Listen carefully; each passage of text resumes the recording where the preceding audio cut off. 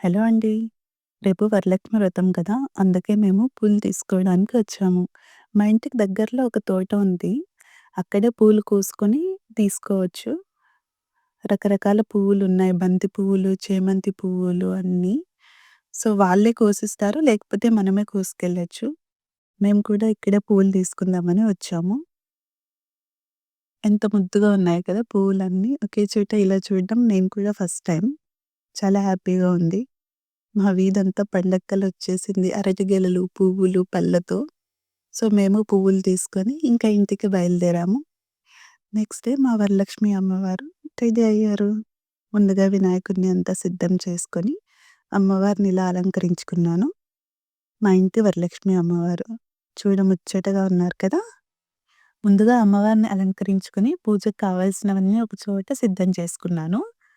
పూలు, పళ్ళు, నైవేద్యం, తాంబూలం, పసుపు, కుంకుమ అన్నీ ఒక చోట సిద్ధం చేసుకొని, ఇంకా వ్రతానికి కూర్చోవాలిప్పుడు. ముందుగా వ్రతానికి కూర్చునే ముందు భర్త ఆశీర్వాదం తీసుకొని వ్రతానికి కూర్చోవాలి కదా! అందుకే మా ఆయన ఆశీర్వాదం తీసుకొని నేను వ్రతానికి కూర్చుంటున్నాను. వరలక్ష్మి అమ్మవారి ఆశీర్వాదంతో పూజ ఎలాంటి విఘ్నాలు, ఆటంకాలు కలగకుండా విజయవంతంగా పూర్తి చేసుకోవాలని అమ్మవారిని మనస్ఫూర్తిగా వేడుకొని మా ఆయన ఆశీర్వాదం తీసుకున్నాను. తర్వాత దీపారాధనతో మొదలుపెట్టాను. దీపాలు వెలిగించి తర్వాత విఘ్నేశ్వరునికి పూజ చేసుకున్నాను. ముందుగా విఘ్నేశ్వరునికే కదా మనం పూజ చేస్తాము. ఎలాంటి విఘ్నాలు కలగకుండా పూజ అంతా విజయవంతం కావాలని కోరుకున్నాము. నేను మా ఆయన కలిసి వరలక్ష్మి అమ్మవారి స్తోత్రాలు చెప్పుకున్నాము. నేను చెప్తుంటే మా ఆయన దాన్ని రిపీట్ చేశారు. తర్వాత ఇద్దరు కలిసి అమ్మవారికి అక్షింతలు వేసి ఆశీర్వాదాలు తీసుకున్నాము. తర్వాత విఘ్నేశ్వరునికి ముందుగా కొబ్బరి బొండం సమర్పించాము. తర్వాత అమ్మవారి అష్టోత్తరంతో పూజ మొదలుపెట్టాను. దిత్యై నమః, ఓం దీప్తాయై నమః, ఓం వసుదాయై నమః, ఓం వసుధారిణ్యై నమః, ఓం కమలాయై నమః, ఓం కాంతాయై నమః, ఓం త్రికాలజ్ఞాన సంపన్నాయై నమః, ఓం భువనేశ్వరన్యై నమః इति श्रीलक्ष्मी अष्टोत्तरशतनामावली सम्पूर्णम्. శ్రీమాత్రే నమః. శ్రీ మహాలక్ష్మి దేవతాభ్యో నమః. వరలక్ష్మి వ్రతం చేసుకోవడం ఎంత ముఖ్యమో, వరలక్ష్మి వ్రతం చేసుకోవడానికి గల కారణం, దాని వృత్తాంతం తెలుసుకోవడం కూడా అంతే ముఖ్యం.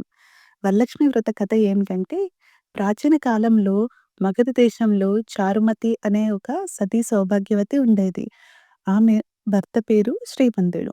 చారుమతి తన భర్తకు భక్తితో సేవ చేసేది, పేదలకు దానం చేసేది, వృద్ధులకు, అతిథులకు సేవ చేసేది. ఒకరోజు రాత్రి ఆమె కలలో మహాలక్ష్మీదేవి ప్రత్యక్షమై ఇలా చెప్పిందట: "ఓ సతీ! నీ భక్తి, నీ ధర్మం నాకు చాలా నచ్చాయి. నువ్వు శ్రావణ మాసం శుక్రవారం రోజు వరలక్ష్మి వ్రతం ఆచరించు.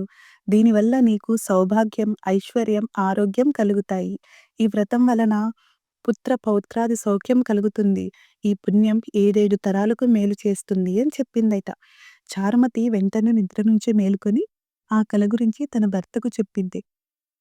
తన భర్త చాలా సంతోషించి తనను వ్రతం చేసుకోమన్నాడు.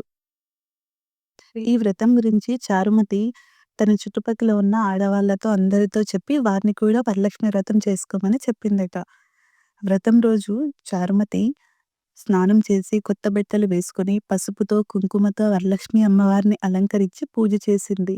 పండ్లు, పువ్వులు నైవేద్యం పెట్టి వ్రతకథ వినింది. చివర్లో సుమంగళులకు తాంబూలం, పసుపు, కుంకుమ ఇచ్చి వారి ఆశీర్వాదాలు తీసుకుంది. ఇలా వరలక్ష్మి వ్రతం మన ఇళ్లలో శాంతి, ఐశ్వర్యం తీసుకువస్తుంది. అందుకే ఎవరైతే ఈ వరలక్ష్మి వ్రతం చేసుకుంటారో వారి ఇంట్లో కూడా అమ్మవారు ఎప్పుడూ కొలువై ఉంటుందని నమ్మి ఆడవాళ్ళు అంతా ఈ వరలక్ష్మి వ్రతం చేసుకుంటారు.